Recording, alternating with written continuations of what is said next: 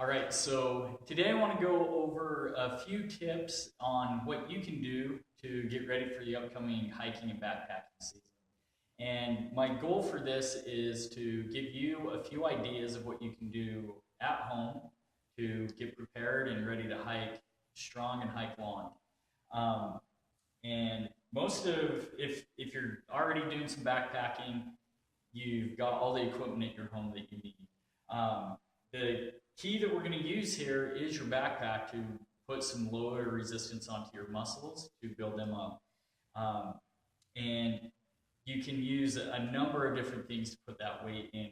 If you got kettlebells or some little dumbbells, you can start loading up with that. I've seen people put sacks of sand in. I wouldn't suggest getting a full-on sandbag, but I think probably the easiest and cheapest route is to take your old 2-liter bottles or gallons of or gallon jugs and fill them up with water. And just a quick little conversion in simply thinking a gallon of water weighs roughly 9 pounds, so just under 10, and a gallon or a 2-liter bottle filled with water weighs about 4.5 pounds. So here I've got just under 20 pounds of weight in this water. And so what I'm going to do for these exercises is load this weight into my pack.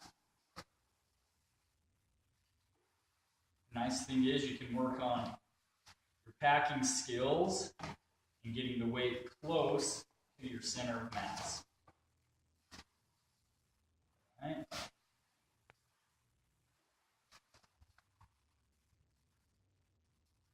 And as always, you want to get your straps on, get everything sucked in nice and tight so that the weight is close to your body and your center of mass. And that way, it'll be a little more natural to how you're hiking in the high country. All right, so for the first strengthening exercise that I want to start with, it's probably the key go-to is squatting. And you add on a little bit of weight from your pack, and you can really work your glutes, which are your powerful movers in hiking, as well as the rest of your muscles in your body. So biggest thing is good technique and engaging your glutes. We don't want to just be using our quads and just bending our knees. Really take some good technique to stick your butt out and use your glutes. So I actually like to get my trekking poles and get them out in front of me as a little bit of a cue or reminder and some counterbalance. And so just put your pack on, and really work on some good squats, good technique, butt out. Try not to let your knees get too far in front of your toes. Try and keep them out to the side. A good place to start would be 20 reps and build from there. All right, the next exercise that can really work on strengthening your legs as well is lunging. And we'll do both a front lunge and a side lunge. So with your lunge, what you want to do, and I'll just kind of quarter away here. I like to have my poles out and go and drop down and then switch.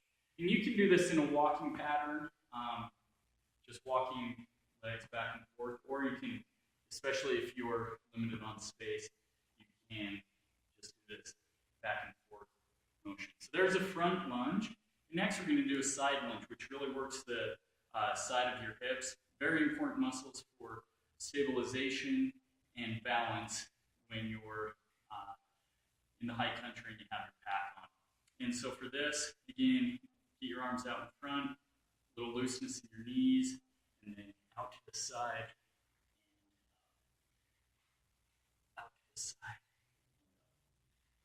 out to the side, and up, out to the side, and up. Again, 20 repetitions is a good place to start, and you can build from there.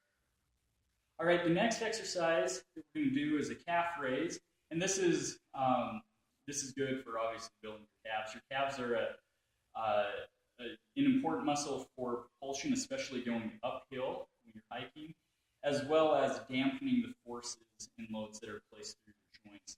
For those long excursions, it's going to really help offload the rest of the stress from your joints. And so traditional calf raise, start in, start going. I think it's good to start with 2 feet. If you're feeling really, once you get into some good conditioning, you can switch to 1 foot. Single leg calf raises. And then you can also challenge yourself a little further by going onto a step and doing minus calf raise minuses, where you actually drop low. So up, below, up, below. With a pack, it's really going to want to pull you backward. So this is a good technique to also work on your hiking technique as well. Good place to start, just like the other exercises. 20 calf raises, and then you can go from there. All right, so the next exercise is a step up with a high knee.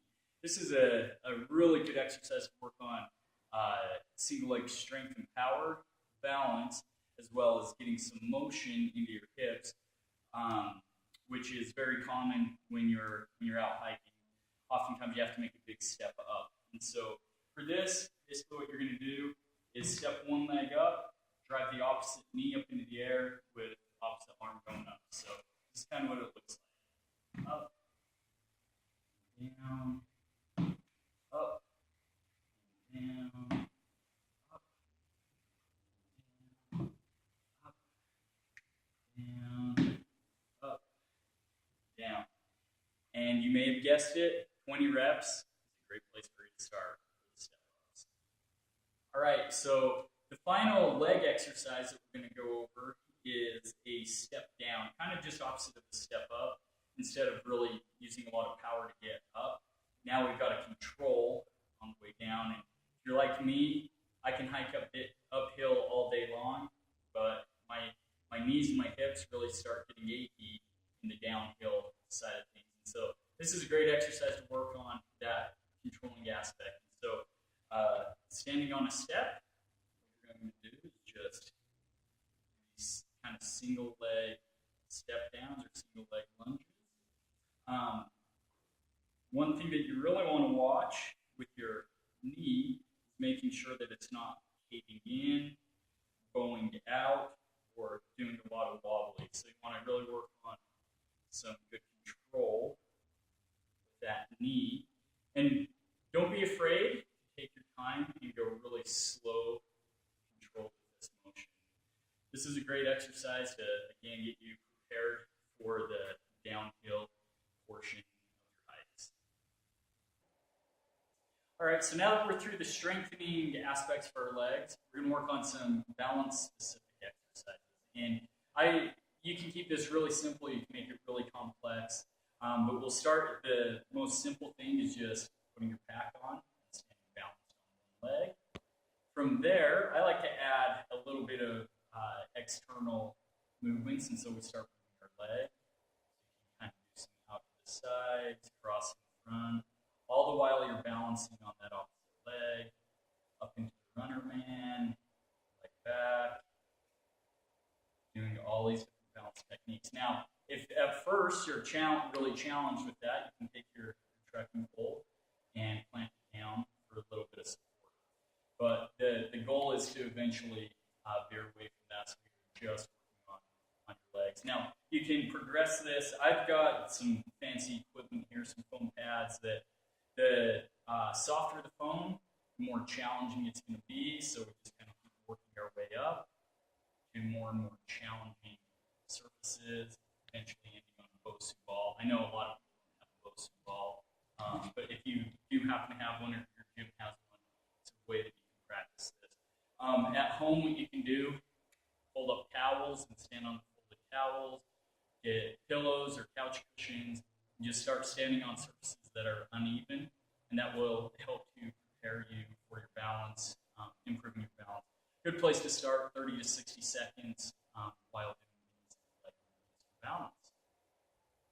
All right, and as a bonus exercise for this video, one of the big things that really adds to your endurance in hiking, and especially in backpacking, is being able to keep your upper body in a good position and having enough strength in your shoulders and technique to offload so you're not carrying all your weight up. I think probably the best exercise for this is standing row, especially if you have a resistance band. You can do this with or without the pack on.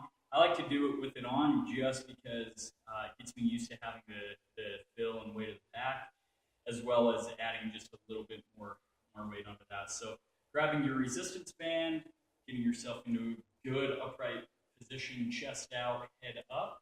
You're going to start this by pinching your shoulder blades together and then pulling your arms back. Slow and controlled on the way out. The key to this is that pinch of the shoulder blades. I get a lot of people that they just get in this poor posture and they're firing away. This isn't going to do anything for you. Working your shoulder joints that aren't going to do anything for you backpacking. Where the magic happens is when you work your back muscle, the back of your shoulders. And so again, good position up. Pinch your shoulder blades together. Bring the arms. Start with 20 repetitions of that. So that concludes our preparation for the upcoming hiking season. If you have any other questions with technique or concerns, always feel free to holler at me. You can post in the comments section here in the Facebook group, or you can call me up at the clinic and we can go over some of this. Thank you, and I look forward to seeing you on the trail.